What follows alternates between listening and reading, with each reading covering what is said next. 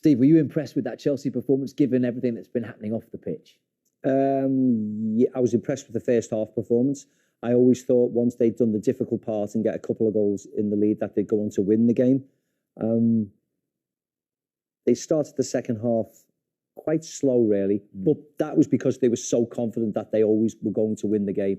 And they livened up once Norwich got back into the game. Yes, there's a lot of noise in the background, but I fully expected them to get there today, regardless of what's going on in with the club and outside of the club at Chelsea, and win today. You know, Norwich are just not competitive enough to worry that Chelsea team today. And if anything, that wasn't the strongest Chelsea side, and they still won at a canter, really. Yeah, Tim, there was a calmness, wasn't there, to post-match Thomas Tuchel, and his job is to relay that to his players, despite all the noise going on outside. I think he talks really well. He obviously calms his players down. You can't affect it. You know, that's for other people.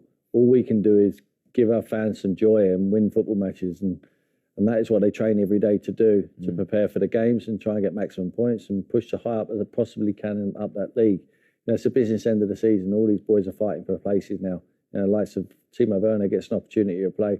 He needs to take opportunities. He was poor tonight, you know, playing against Norwich, rooted bottom of the league.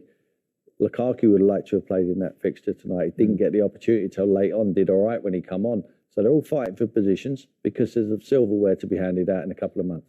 On Werner and Lukaku, I mean, they're fighting to be part of this Chelsea team for next season, aren't they?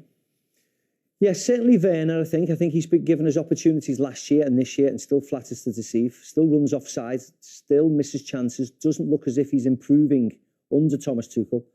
Lukaku is a bit of an enigma, isn't he? Because we know what he's done in the Premier League previously. He's gone to Italy, performed really, really well, won the league and been a fantastic goal scorer, brought back for big money, but hasn't really impressed at all. Hasn't impressed in his body language, hasn't impressed in his goal scoring.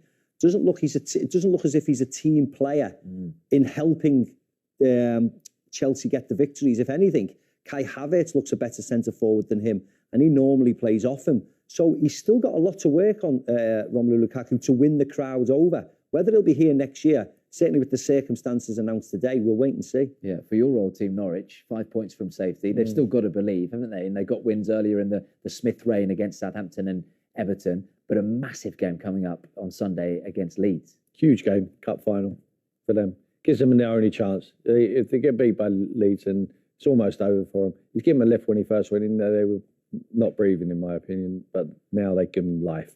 But they've still got a long, long way to go. They have to try and find a result as quickly as possible, get some confidence into them.